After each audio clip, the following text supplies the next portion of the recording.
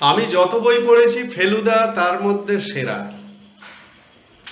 Maradona যত গোল করেছে 86 বিশ্বকাপে ইংল্যান্ডের বিরুদ্ধে করা গোলটা সবচেয়ে সেরা। আর আমি যত আম খেয়েছি তার মধ্যে হিমসাগর সবচেয়ে সুস্বাদু। এই যে সেন্টেন্সগুলো বললাম, সেন্টেন্সগুলো একটু লং সেন্টেন্স, একটু বড়। তো এই সেন্টেন্সগুলোকে তোমরা ইংলিশে কিভাবে বলবে সেটা আমি এই ভিডিওতে দেখাবো। এখানে আমি 4টে এক্সাম্পল অলরেডি লিখেছি। এই 4টে এক্সাম্পলের মাধ্যমে আমি তোমাদের বুঝিয়ে দেবো এই ধরনের প্যাটার্ন থাকলে কিভাবে সেগুলোকে ইংলিশে বলতে হয় বা লিখতে হয়। আমি যত বই পড়েছি তার মধ্যে ফেলুদা সবচেয়ে ভালো। এখানেও দেখো দুটো পার্ট আছে সেন্টেন্সের মধ্যে। দুটো পার্ট কি কি দেখে অবশ্যই তোমরা বুঝতে পারছো। আমি যত বই পড়েছি এটা একটা পার্ট, আর ফেলুদা সবচেয়ে ভালো এটা একটা পার্ট। পরেরটা যত সিনেমা দেখেছি, মানে আমি যত সিনেমা দেখেছি তার মধ্যে টাইটানিক সেরা।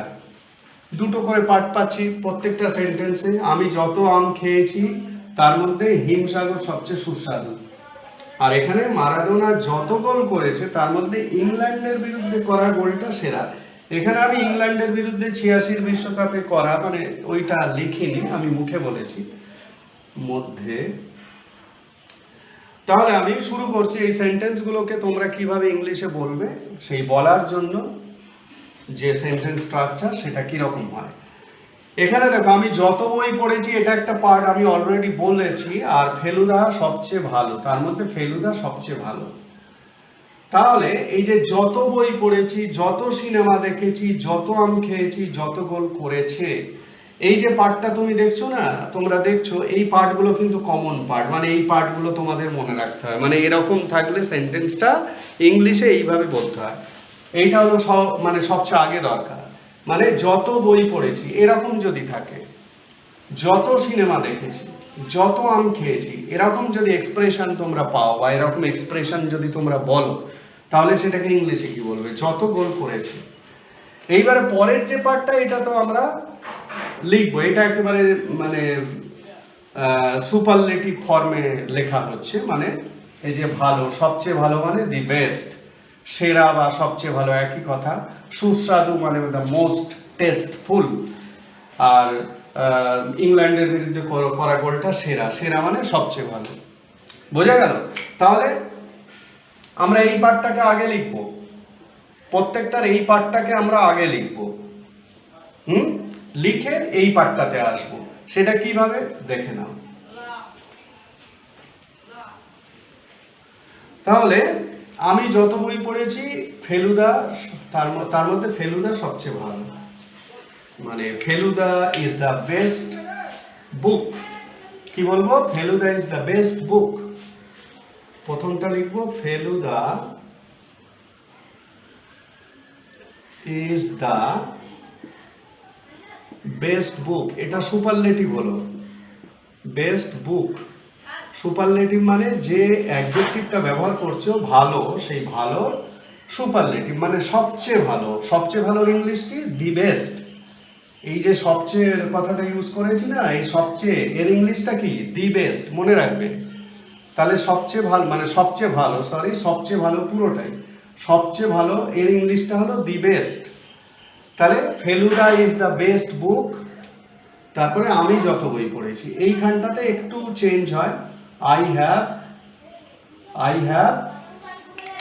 Ever red, I have ever red, I have ever red, I have ever read.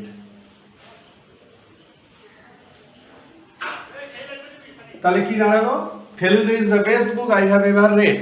তাহলে আমি যত বই পড়েছি তার মধ্যে ফেলুদা হলো সবচেয়ে ভালো। ইংলিশে কি বলবে? Feluda is the best book I have ever red. এইভাবে বলবে। বোঝা গেল? তাহলে এখান থেকে যে জিনিসটা তোমাদের মনে রাখতে হবে সেটা কি? সেটা হলো যত বই পড়েছি, এই যে এক্সপ্রেশনটা বাংলায়, এইটাকে তোমরা খেয়াল করো। এই যে আই হ্যাভ এভার রেড, এই এভার মানে যত, মানে এখানে যতর মতন এক্সপ্রেশনটা এখান থেকে পাচ্ছি। আই হ্যাভ এভার রেড, আমি যত পড়েছি বই, বইটা আগে আমরা ইউজ করছি। এটা একটা ক্লজ তৈরি হচ্ছে, আই হ্যাভ এভার রেড। বোঝা গেল?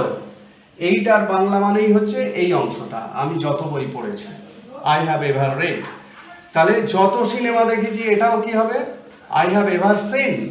তার মধ্যে টাইটানিক সেরা, তাহলে টাইটানিক সেরা এইটাকে আগে লিখবো, টাইটানিক সেরা এই অংশটাকে আগে লিখবো। Titanic, Titanic is the, Titanic is the best, Titanic is the best movie, Titanic is the best movie I have, Titanic is the best movie I have ever seen. বোঝা গেল? Titanic is the best movie I have ever seen. এই যে I have ever seen এই অংশটা কিন্তু তোমাদের খেয়াল রাখতে হবে। এর বাংলা মানেটাই হচ্ছে এই রকম আসছে, যত সিনেমা দেখেছি। তাহলে যত সিনেমা দেখেছি, যত বই পড়েছি, যত আম খেয়েছি, এই যে এক্সপ্রেশনগুলো তোমরা বলবে, এর ইংলিশটা কি? I have ever seen, I have ever read, I have ever eaten, এরকম। বোঝা গেল? তাহলে একইভাবে আমি যত আম খেয়েছি কি বলবে? আই হ্যাভ এভার টেস্টেড, এখানে টেস্টেড কথাটা ইউজ করছি, আই হ্যাভ এভার টেস্টেড। তার মধ্যে হিমসাগর সবচেয়ে সুস্বাদু, মানে এইটুকুকে আমি সুপারলেটিভে আনছি। সুপারলেটিভ মানে সবচেয়ে সুস্বাদু, মানে দি মোস্ট টেস্টফুল। এখানে কি লিখেছি? সেরা। সেরা মানে সবচেয়ে ভালো, মানে দি বেস্ট। এখানেও সবচেয়ে ভালো, দি বেস্ট। বোঝা গেল? এই ইংলিশগুলো কিন্তু খেয়াল রাখবে, এই ছোট ছোট ইংলিশগুলো। সবচেয়ে ভালো ইংলিশে কি বলবে? The best. এখানে সবচেয়ে সুস্বাদু, দ্য মোস্ট টেস্টফুল। তাহলে হিমসাগর হচ্ছে সবচেয়ে সুস্বাদু। তাহলে হিমসাগর প্রথমে লিখবে কি? হিমসাগর। হিম প্রথমে লিখবো হচ্ছে Himsagar. Himsagar is the most tasteful, most tasteful mango, mango যত আম খেয়েছি। যত আম খেয়েছি আমি কি বলবো ইংলিশে? I have ever, I have ever tasted. কি বললাম? I have ever tasted. এই যে এভার দিয়ে যে প্রেজেন্ট পারফেক্ট টেন্সে যে সেন্টেন্সটা বলছো, এটাই কিন্তু এই যত সিনেমা দেখেছি, যত বই পড়েছি, যত আম খেয়েছি, এই এক্সপ্রেশনটাকে তোমাদের খেয়াল রাখতে হবে। কিভাবে মানে বলা হচ্ছে, লেখা হচ্ছে। এটাকে কিভাবে লেখা হচ্ছে? Subject plus has have plus ever plus V3। কি বললাম? Subject plus has have plus ever plus V3, এইভাবে লেখা হচ্ছে। বাংলা এক্সপ্রেশনটি কি? যত, তারপরে ক্রিয়া, মানে যত আম খেয়েছি, যত বই পড়েছি, যত গোল করেছে, এরকম। এই এক্সপ্রেশনটা এইভাবেই লিখতে হয়। মারাদোনা যত গোল করেছি, তার মধ্যে ইংল্যান্ডের বিরুদ্ধে করা গোলটা সেরা। তার মানে এটাকে আমি কি বলবো? The goal against England, the goal against, the goal against England, the goal against England is the goal against England is the best goal, Maradona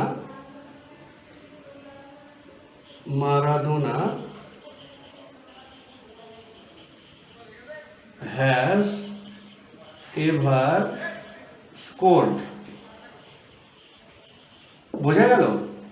তাহলে the goal against England is the best goal Maradona has ever scored. বোঝা গেল? Maradona যত গোল করেছে তার মধ্যে ইংল্যান্ডের বিরুদ্ধে করা গোলটা সবচেয়ে ভালো। ঠিক আছে? সবচেয়ে ভালোর ইংলিশ কি? The best. সবচেয়ে সুস্বাদুর ইংরেজি কি? The most tasteful. ক্লিয়ার? তাহলে এই ধরনের এক্সপ্রেশনগুলোকে কিভাবে ইংলিশে বলতে হয়, দুটো জিনিস কিন্তু খেয়াল রাখবে। একটা হচ্ছে যত বই পড়েছি বা যত আম খেয়েছি, যত সিনেমা দেখেছি, হ্যাঁ, ইত্যাদি ইত্যাদি। এই যত দিয়ে যে সেন্টেন্সগুলো বলছো, এগুলো সব প্রেজেন্ট পারফেক্টে বলছো। এবং প্রেজেন্ট পারফেক্ট মানে subject has have plus V3। এই সাবজেক্ট হ্যাজ হ্যাভের মধ্যিখানে কি বসাচ্ছ? মানে হ্যাজ হ্যাভের পরে কি বসাচ্ছ? একটা এভার বসাচ্ছে। এভার বসালেই এই ধরনের এক্সপ্রেশনগুলো চলে আসছে। মানে এই যত দিয়ে যে এক্সপ্রেশন, মানে যত বই পড়েছি, আই হ্যাভ এভার রেড, যত আম খেয়েছি, আই হ্যাভ এভার টেস্টেড, যত গোল করেছে Maradona, Maradona has ever scored. বোঝা গেল?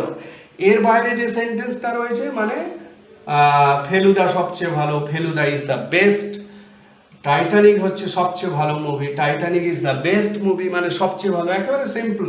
টাইটানিক হয় সবচেয়ে ভালো, হিমসাগর হয় সবচেয়ে সুস্বাদু, গোল এগেনস্ট ইংল্যান্ড সেটা হয় সবচেয়ে সেরা। বোঝা গেল? তাহলে এই ধরনের এক্সপ্রেশনগুলোকে তোমরা ইংলিশে এই রকম ভাবে বলবে। এখানে যে নিয়মগুলো, যে জিনিসটা তোমাদের মনে রাখতে হবে সেটা আমি কিন্তু বারবার বলেছি। এই যে এই এক্সপ্রেশনটাকে কিভাবে বলতে হয়, এই এক্সপ্রেশনটাকে কিভাবে বলতে হয়, এইগুলো মনে রাখতে পারলেই এই ধরনের সেন্টেন্স তৈরি করা যাবে। আর যেটা পড়ে রইলো সবচেয়ে ভালো, সবচেয়ে সুস্বাদু, এগুলো তো সুপারলেটিভ ডিগ্রিতে তোমরা করছো, মানে the best, the most tasteful. Clear? তাহলে এটাকে এইভাবে করবে। এর যে সেন্টেন্স স্ট্রাকচার, এই সেন্টেন্স স্ট্রাকচারটা আমি এখানে দেখিয়ে দিচ্ছি। সেন্টেন্স স্ট্রাকচারটা হলো সাবজেক্ট বা নাউন ফ্রেজ যেটা, তারপরে বি ভার্ব, সেন্টেন্স স্ট্রাকচারটা একটু বড়, তারপরে দি, তারপরে অ্যাডজেক্টিভ মানে ওই যে বেস্ট যেটা অ্যাডজেক্টিভ, তার সঙ্গে প্লাস ইএসটি। একটু স্ট্রাকচারটা দেখে নাও। প্রথমে সাবজেক্ট, তারপরে বি ভার্ব মানে অ্যাম, ইজ, আর, ওয়াজ, ওয়্যার, তারপরে দি, তারপরে অ্যাডজেক্টিভ, তারপরে ইএসটি। বোঝা গেল? তারপরে কি লিখছো? তারপরে আবার একটা নাউন ফ্রেজ ইউজ করছো। নাউন ফ্রেজ মানে ওই যে গোল, আম, বই, এই যে এইগুলো হচ্ছে নাউন ফ্রেজ হিসাবে ইউজ হচ্ছে। এইগুলো হচ্ছে নাউন ফ্রেজ হিসাবে এখানে আসছে। ওই জন্য তাহলে সাবজেক্ট, তারপরে বি ভার্ব, তারপরে দি, তারপরে অ্যাডজেক্টিভ, এই প্যাটার্নটা মনে রাখবে। এই সেন্টেন্স স্ট্রাকচার এইটাই ভাইটাল। সাবজেক্ট, তারপরে বি ভার্ব বসাবে, তারপরে দি, অ্যাডজেক্টিভ, তারপরে ইএসটি মানে অ্যাডজেক্টিভের সাথে ইএসটি, বেস্ট, টলেস্ট, ওল্ডেস্ট, এরকম। তারপরে নাউন ফ্রেজ, তারপরে আবার একটা সাবজেক্ট বা নাউন ফ্রেজ, তারপরে হ্যাজ বা হ্যাভ, হ্যাজ বা হ্যাভ, তারপর এভার প্লাস V3। এখানে একটা কনজেস্টেড হয়ে গেল মনে হচ্ছে লেখাটা, আমি দেখিয়ে দিচ্ছি ভালোভাবেই। আমি মুখে আরেকবার বলে দিই। প্রথমে কি বসাবে? সাবজেক্ট, তারপরে বি ভার্ব মানে অ্যাম, ইজ, আর, ওয়াজ, ওয়্যার। এখানে